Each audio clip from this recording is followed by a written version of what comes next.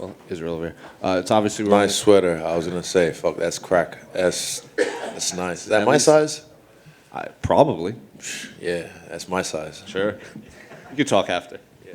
Well, we're obviously only a few days away from another fight in Madison Square Garden for you. I'm curious, what are the emotions now that the hard part of fight camp is all out of the way and it's just media at this point? I put a video up after my last hard session, the spider session that you guys have probably seen a few times, and that was another one where I just hit Ultra Instinct, and the sparring that day as well, Ultra Instinct, and I just felt like, yeah, game over, and I just felt good about it. So now it's just all this shit, blah blah blah blah blah blah blah blah blah. Fight's already sold, so I don't need to say much. You also posted a tweet. I think it was it had a video clip of like Jigsaw from Saw, and obviously Jigsaw, like he kind of punishes people for stuff that they did in the past that they weren't aware of, or maybe am I just looking too much into that, or were you just using? Well, it is now. Honestly, I don't. These themes for my fights, I don't plan them. They just come to me, and it's always just been my thing. So I guess it makes sense. Honestly, it does. Like my tattoos. I just pick it because it looks cool, and then they reveal the significance of my life to me later on. So I'm just a vessel, and I listen to my ancestors or the above. You also wrote #Law15, which is to crush your enemies totally. Is that so? Specifically on that, is this a different feeling for you leading up to this fight? Now, when you push that out, Yeah, 100%. Because crush your enemies totally. If you leave any sign of life, they'll come back for revenge. You should have killed me in Brazil, but yeah, now it's my time, and I'll crush him totally. Or maybe I'll just jab and leg kick him. We'll see. Solid tactic. Yeah. You said that you saw a Floyd Mayweather clip where he said, if I have to win a fight, it's this fight. And you feel the same about this one with Alex. 100%. Why is the way you feel? Why do you feel that way? Is it because of him and your history with him? Is it because of the fan reception to you after the last one? Or is it just because of the training camp you just had, you have to win because you It's just him. Just the fact that we have that history. I feel like if there's any fight, like every other fight was important to me. The Whitaker fight, part 1. Brunson, Tavares, Costa, whatever. But this fight, I just feel like when I'm standing across from him each round, I just know, like, I can just see it. I'm getting the vibes. I can just see it. This is the one I have to win. It's funny, right? You said about how this fight's been sold, and I think it has. But he, in the lead up to this on social media, it's like done stuff with tennis balls, the hoverboard and stuff like that. But then when he comes in here and speaks to us at the media, he says, it's not personal, it's just another fight and all that sort of stuff. Do you think he's trying to play down the rivalry to lessen the pressure on himself, or why do you think he's saying that? I don't know. I haven't really thought about that. Hey, man, he's got bragging rights, so he can talk all the shit he wants. But yeah, like I said, it's giving Costa vibes. And I like it. I like that kind of energy. Mm-hmm. Just one last one on pressure. Traditionally, you would say, well, if the guy's lost 2 fights to this guy, the pressure's on him to overcome those odds. But if you watch those fights were trending in a certain direction, right, before the finish in the second one and before the judges in the first one.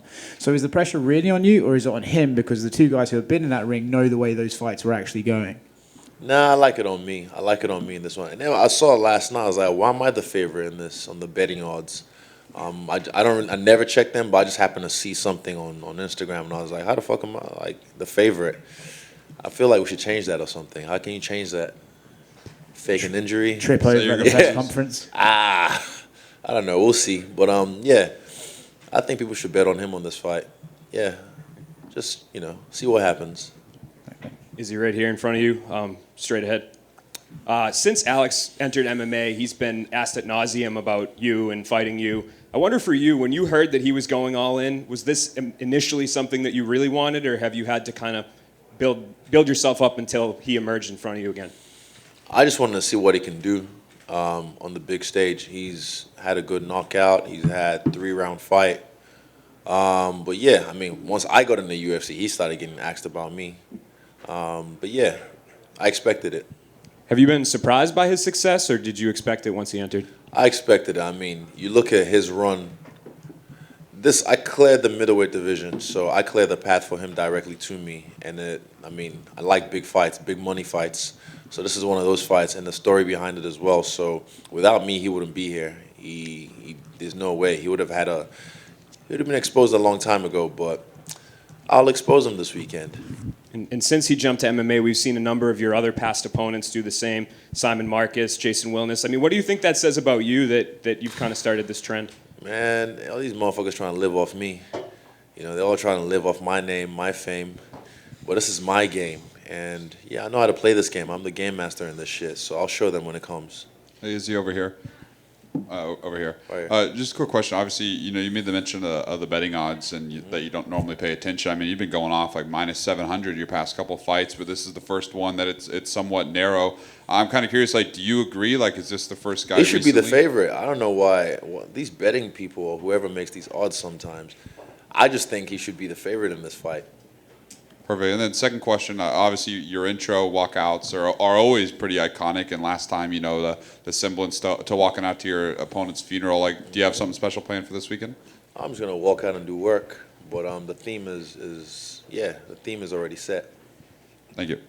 Izzy, right here. You admitted that this fight is personal to you. You said the last time it was really personal was Paul Acosta. That was one of the best performances of your career. So do you think being personal makes it an advantage for you? You can ask Jeff St. Lair from JSV. He'll tell you the truth. That guy right there, he knows. He's broken it down to me before. But I like these moments when I'm forced to rise to the occasion. And I know who I am. I know my spirit. I know my code. I know my ancestry. So, yeah, I mean, he's a tough guy. But, you know, I'm all right. We'll see. So last time you were in front of the media, you got pretty mad and you told us to do our job. Go watch. I'm being honest. I'm glad you guys did, actually, because David told me some of you guys did. So I did. I did my job, and I watched the fights. I want to ask you, do you think the first fight, do you think you got robbed? Because a lot of people think you won that fight. You can see the faces of myself and himself once his hand got raised. It was a close fight, sure, but, you know, if you're scoring the fight according to the criteria of kickboxing, I mean, I was doing work. And I watched the highlights as well. I think Lunatic Cringe posted a little highlight I shared on my story. And I was seeing the shots I was hitting him with back then, but he was just able to eat them because I was a skinny boy, skinny clown back then. But I can find those same angles on him. My game is a lot different. And my striking has always been better suited for MMA. I've said that from the jump. I'm just really good at striking that I just dominated in kickboxing. But my striking has always been better suited for MMA. And, yeah, again, we'll see. Obviously, you've improved. I know you're an analyst of the game. You like to study. What about him? Do you think he has improved since then? Yeah, of course. I mean, he's a guy I feel like he learns fast. And he possesses really good traits that he brings to MMA as well. His frame is really good for MMA. Kind of like mine, we're pretty much the same size. He's just stacked. But I'm brolic right now. And, yeah, I look forward to even being hopefully in the clinch with him just so he can feel me a little bit. And my last question, everyone's expecting this high-level kickboxing match. Any chance we get to see a little more wrestling from you? I think he might shoot. I don't know. But I just have this weird inkling, and I've said it like 3 times now, but I welcome it. I know how to wrestle. I know some jiu-jitsu. Still a white belt, you know, but yeah. I mean, if he shoots on me, I'm taking his neck. I'm taking everything. So we'll see. But I just know my striking is, bruh, you'll see. There's not much to say. I mean, there's not much to say. I just got to show it, and I will show it. Good luck to you. Hi, Izzy. Over here in the back. In the over here. back. Yeah. Yeah. You said in the lead up to this fight with TMZ, you want to make this fight into a horror movie. If you had to make this, if you had a title for this horror movie, what would it be? A Quiet Place. And then speaking more on movies, you're a big Marvel fan. Are you going to see Black Panther 2 featuring Kamar Usman? Of course. Fuck yeah. I'm going to watch part 1 again, and then I'm going to watch it. I'm going to watch part 2 because I've already had great reviews from it as well. I've seen people post 10 out of 10. Like, people I know, I don't look at fucking all these critics or reviews sites or whatever, Rotten Tomatoes or whatever. People that I know have said it's one of the greatest movies they've seen, so I look forward to watching it. Probably after the fight. Mm-hmm. And how soon can we see you in the movie industry? Like, do you feel like it's going to be a few years, maybe after you're retired, or like when do you want to go into that? Tim. Just Tim's face. Even for the, can I talk about Tim? The other one. So like, I mean, I would have filmed for Creed 3 probably, maybe 2 weeks ago, but I turned that down. And that's like the fourth one I've turned down because, again, this is what I'm doing right now. I'm great at this. I'm learning a lot at this. I only just threw that there because I asked Tim first if I could. Hollywood's right there. It's always going to be there.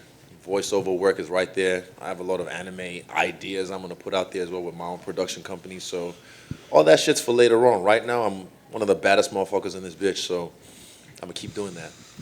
Is he right here? Israel over here. Hands up so I can see where you are. In the back? Yeah, there you go. Right here. Oh. Hands up? Right here. Okay. We had Alex in here earlier, and he got asked about something you just kind of did about like the grappling side of it, and he basically said the first one who shoots is kind of already doomed because that shows a sign of desperation. What would you say in response to that? The first one.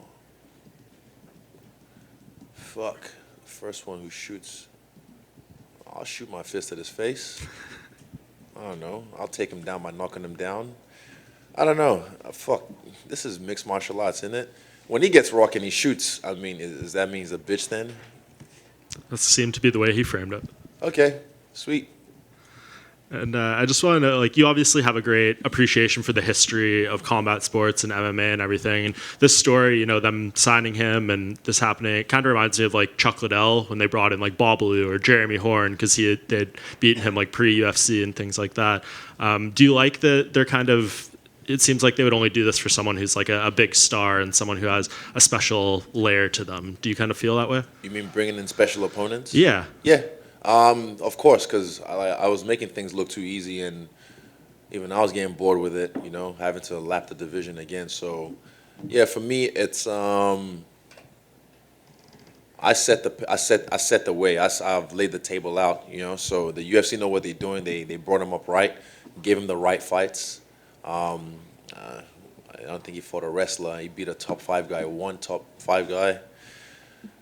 I fought a top 10 guy in my fucking third fight in the UFC, and I just headlined since and stole the show. So my run is different, but I appreciate my run because of the way I did it. And yeah, let him enjoy his time right now. Let him enjoy his 15 minutes. Thank you. Israel back here. Right back Hello? here. Yep. Hey, Israel. Welcome back to New York, by the way. Thank you. So your greatness cannot be understated, and especially in like kickboxing, comparing you to like Ernesto Hus and the great like Jerome Banner, MMA, the next Anderson Silva. But right now, you are the first Israel Adesanya. Amen. You know, again, greatness cannot be understated. What is left to accomplish for you, considering that you're now the world champion, you're considered already one of the greatest of all time? What's left to accomplish? There's a lot in this game. For me, it's just doing what I'm doing, beat everyone up in my way. I never really chase these accolades or these, you know, records or whatever. You put a guy in front of me, we knock him down, you know, and everything else follows. I said it before, I said it again. Jeff, what did I call the belt when I first got to the UFC? Fancy tiara. Exactly. I've always said it's a fancy tiara you just wear. All I wanted to do was beat the best in the world, and I've been doing that. And this came, the money came, fuck, everybody came. Yeah. Gotcha. And one more question. Personal assessment on anime. What's your opinion on Cowboy Bebop? See, that's a classic I haven't seen yet. I just got onto Chainsaw Man, and I'm liking that right now. I don't know who's seen Chainsaw Man. It's not. Is it not the best thing on TV right now? Fucking awesome. Like, I just didn't, the way, like, who thinks this shit up? I love it, honestly. Like, I think it was friends kind of just told me, like, oh, you should have a look at Chainsaw Man. I was like, all right, bet. And yeah, that just, it blew my mind. So I think I have to catch up to the 4th and 5th episode. Yeah. But yeah, I'll catch up to it soon. 2 suggestions, Cowboy Bebop and Fooly Cooley. I promise you. Also, the one that came out in New Zealand on Disney Channel, might be Hulu here. I think it might be Cowboy Bebop, the new season. It might be. There's Bebop got canceled and like. Oh yeah, Bebop got No, canceled not on canceled. Netflix. No, what was the new one? Oh, Buzzkill. no, hold up. Sorry, 2 seconds. I got it. Oh, please do, sir. Intermission music. Talk amongst yourselves. Talking amongst myself, sir. Hold up, 2 seconds. Champ is looking on Google right now. Just looking at my Disney app just to see because it might still be on New Zealand. There's a new one. I'm gonna take come notes on. too. Sorry. It's the one my friends were telling me, like, the first episode of the new season was fire, so they're hyping it up already.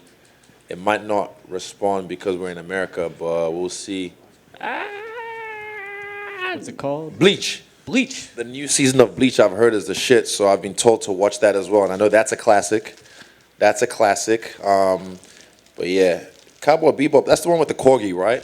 Yeah, with the corgi Yeah. and yeah. I know the ones, the classics, like from the 80s or 90s. No, from the late 2000 90s. 2000s, okay. 2000. 1998 to 2001. Okay, bet. All Yep. right. Israel, Yeah. down the back here, just next to him. There's a lot of talk, obviously, about your kickboxing career. There was some talk about other, opponents of yours who've come in, other kickboxers who've come in. One kickboxer who hasn't decided to go down the MMA route, still very famous, almost as famous as you, Andrew Tate. Have you been surprised to see the route he's gone down? Did you know him when he was around the kickboxing world? Not when he was kickboxing, no. There was just a time, maybe like a few months ago, before he got canceled. Can't cancel anyone. Yeah, he just started to pop up on my Instagram and on my YouTube, and I was just like, who the fuck's this guy? But then, listening to guys like Andrew Schultz talk about the smart system he did, I'm paraphrasing, but he paid people to like post or make pages about him and just flood the internet. If he created that marketing strategy, that's pretty, yeah, that's a genius way to get, because he was on everybody's page. Yeah, but yeah, I never really followed his career as a kickboxer, and I don't know what he's doing now. Are you a fan of his? Like, you see his posts, everyone sees his posts all over the place. Are you a fan of his? Would you train with him if you offered or anything like that? He's been around, Leon Edwards, other champions in the UFC. Oh yeah, I saw him in Dubai. Yeah, people were going at Funk Master for that, and I was like, you can't hang out with people. What the fuck? I mean, if he shows respect, I show respect. I'm not a guy. I take things at face value. I've never met him in my life, so I have no anything with him. But yeah, some of his message I can understand people didn't like, but I've heard some of it, and I feel he delivers it in a different way. I like Jordan Peterson. He gets the same message across, but without the bravado. I like bravado. I like the style, but I think Jordan Peterson gets the same message across like Andrew Tate, but he gets it across in a different way. Yeah. Israel, just down here. You said this weekend this is one that you have to win. Has this felt like a shadow kind of following you around? Do you feel like you're finally able to close that chapter now? Oh, no, it was never following me around. Like, I guess, not in my world. I've always I let this go a long time ago. But, yeah, like I said, the universe blesses you with an opportunity to rewrite history the way you want to rewrite it. So I will. And every fight's always the fight I have to win. Every fight. This one just has that extra little butter on it. That's why I'm like, oh, excuse me. Yeah. And you mentioned briefly just earlier about kind of your legacy. But, when it's all said and done, how do you want to be remembered as a champion? As a champion, I fought everybody. I never ducked nobody. I went up in weight. And, yeah, that's still going to happen later on as well. But I just want to be known as a guy who created emotion out of people when he fought, who never ducked anyone. I always called out the best guys, when no one wanted to fight him, when they were supposed to be fucking boogeyman. You're saying about this guy right now, he's the boogeyman. So I'm like, all right, bet. Boogie. Thank you. Israel over here. What's up? I just want to make a pop culture ode and see what you think about it. So, obviously everyone knows Drake. I'm not sure if everyone knows 40 Noah Shabib, but he's his producer. I know 40, yeah. So you know 40. I think I might have met him at the embassy. I was drunk. So I want to get your thoughts on how would you compare their relationship to you and Eugene's relationship, because Drake is in the forefront. He gets all the praise and 40's in the back. And they collaborate in silence, and Drake gets the applaud from the public. So I just want to know how big of a impact He's trying to walk away now, but Eugene gets shine. He gets shine all the time. You see him on Ariel. Yeah. He talks his shit. Yeah, he's out here. So I'm glad he's finally getting the shine he deserves. Because for years, not just him, but New Zealand was under the radar, and then Mark Hunt kind of like put us back on with his resurgence in MMA, and then Dan Hooker came in, UFC Auckland, the first one, and just said, this is our shit, and then he paved the way as well, and then, yeah, Oceania or Anzacs have now taken over the game, and we're going back to Perth February. Yeah, I look forward to watching that. My boy Alex, become the double champ. I'm gonna be in the crowd, drunk as fuck, and yelling obscenities at him. Yeah. And one more, the energy for this fight. Do you feel it's a dark energy? Is it? Yes. It's a dark. Okay. For myself, but like I said, I can't be here right now because it's just a waste of energy. What's that gonna serve me? It's like, nah. When it's time to get dark, black as fuck. Yeah. Izzy, one other thing. Hands up, please. Oh yeah, there we go. Hey man, hey, what's up? How are you, brother? I'm very well. Good to see you again. Yes, gotta keep following through here with this evolving story of yours. You were saying how you are a fan of Jordan Peterson. What has been one of your favorite takeaways from his lectures and what he talks about? I posted one the other day that I already kind of knew from him. I learned from him, but I didn't like the way the interviewer was asking the question. Like, when you watch the whole interview in its entirety, he's trying to like almost clickbait him. He's like, oh, you're saying you should go ahead and beat women. He's like, I never said that. And I love the way he responds to critics as well. He never gets overly emotional. Like that guy from that documentary as well, What's a Woman? They never get overly emotional. They never get like, rah, but they just calmly answer the question or get their point across and stump people. Like Jordan did that with this chick one time when she was talking about being offended. And the way they carry themselves, and she got stumped badly, and she was like, "Oh, you got me there." But the way this guy that he was interviewing, he just pretty much told him like, "Nah, learn to be dangerous, but learn how to control it." Because a lot of people try and say, "Oh, I'm a good person. Oh, I would never hurt a fly." And I see that too much in this life. People try and pretend like, I'm like, nah, it's because you can't. You have no force. You actually have no force to hurt anyone. So you're forced to either manipulate or try and be a sly, cunning guy, So if someone like myself or any of my boys out here with the CKB T-shirts on, we're dangerous men. But with martial arts, we've learned how to control it. Then there's virtue to our goodness. The fact that we don't... I haven't had a street fight in years. I get fucking proposed all the time. People try, not lately these days, but it's just... I learned how to control myself. I don't need to hurt people because I get paid to hurt people. Google it. And one last thing, Izzy, I remember you telling me the first time we spoke, what was it, 2020 maybe? It was a good interview. You said this was after Costa. You said it's personal, but you don't take it personally. Duality. People never understand that. Like, even when I say this fight, it is personal, but there's no emotion in there. When you get in there, it's just, all right, let's work. It's skills. I'm not gonna try and scream in his face or mean mug him. He doesn't even speak English, so me talking to him means nothing. Just blah, blah, blah, blah, blah, blah, blah, blah, blah. It's like, what? Same with me. I mean, he can try and intimidate me. I think all these tactics is funny. Like, it's like, oh, cool, whatever. But when it's time, when we're in there, when he's locked in the octagon with me, it's a different story. And skills is what will pay the bills, and my power of will. Is he back center here? Right here? Yep. You fought around the world, obviously, and you've fought in MSG before. Do you think there's a specific energy in MSG that's different from any other arena? Yeah, every time. This is the second time now, and might be my last time, but I had to headline. I was like, I got a headline one time in MSG.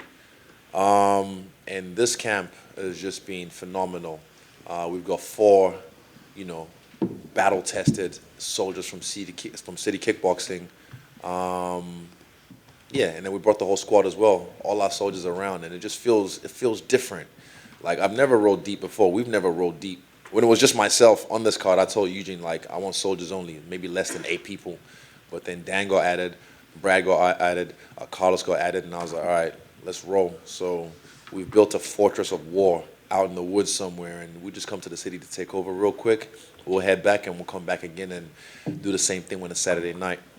And you said you don't chase accolades, you just try to fight the best, and you have fought the best, and you've beaten the best. You pretty much cleared out the division once you get Pereira here. That's all pretty much the last of them. Are you going to continue to chase accolades by maybe going back up to 205 after this, or do you plan to lap the division again? I'll lap the division again, and then I'll go back up at some point, just for my own. This is my own, I don't know, not ego, but like just my own Yeah, maybe a little bit of ego, but yeah, just because I can do it. I see 205 niggas walking around, and I'm just like, huh. And everyone that sees me, first thing they say, oh my God, you're so bigger. You're much bigger than that's what she said. But still, hey, it is what it is. And last one about MSG again. Some of the biggest names in the sport have headlined MSG. Does it in history? Exactly. And especially in the UFC too, they do this once a year and they pick the biggest guys. Does it mean something special to you that you were selected this year to be the headliner for MSG? 100%. Shout out to my friend Joanne. She's always you need to come back to Madison. You need to come back to Madison. She runs MSG, so she always like tell Dana to put you on. I'm like, don't worry, it'll happen. But yeah, again, it comes to fruition. It happens. How you doing, Izzy, over here? Stan the Man from Medicine the Man. So you've lapped the division. You've pretty much, nobody is even close to a title shot at 185. Everybody's like 2 or 3 fights away maybe. So do you maybe entertain non-title fights at 205? Yeah, exactly what I mean. It doesn't have to be for the belt. Like right now, my other Paradigm guy, Jiri's got the belt. So let him do his thing. I just like testing myself. Again, there's heavyweight. I might just pick. I'm not saying I can beat every 205 guy or every fucking heavyweight, but they'll have problems with me. And yeah, there'll be times when, Eugene might say, take that guy out. And I'm like, who? What? All right, bet. And I'll take him out. You know how once you fought a guy, you kind of share something weird with him. You fought Alex twice. Did you find yourself rooting for him when you watch his fights? I never watched his fights. You never seen any of them? I only found out he was a double champ at Glory Hole like maybe sometime this week, and I was out. Sure. I know every time I fought, he watched. And as far as interactions, you guys obviously fought. Did you guys ever have any interactions outside of fighting? We don't like each other. Sometimes energies don't mix, and that's fine. I applaud you in life as well. Sometimes energies don't mix, and you just go where you're celebrated, don't go where you're tolerated. So with me and him, we don't like each other. After this, we won't like each other. When we're old men, we won't like each other. It's just how it is. Yeah. Right here. And do you have a after party of any kind planned? Yeah. 52, Area 52, 54. Space 54. Shout out to Tim. I fucking fucked that up. What is it? Space 54? Yeah, Space 54. Come pull up. Have some shots with us. Yeah. Right here, is it? Thank you. Right over here? Hands up, right please. Here, right here. Oh, here we go. Pereira was in here earlier, and I asked him, aside from himself, who did he think had the best striking skills in the UFC? And he said you. I was just wondering what your response to that was. I mean, yeah. Thank you. Yeah, no, he's great at what he does. Someone said something about lucky. I've never said he landed a lucky shot on me. Whenever I see people say even, this guy landed a lucky shot, there's no luck. There's a little tiny element of luck, but nah, when you set someone up and you want to punch them in the face and you punch them in the face, you're meant to do that shit. So I've always given him his respect. And again, when it's time, he'll give me my respect. He'll be forced to. Easy. Thank you guys. Appreciate it.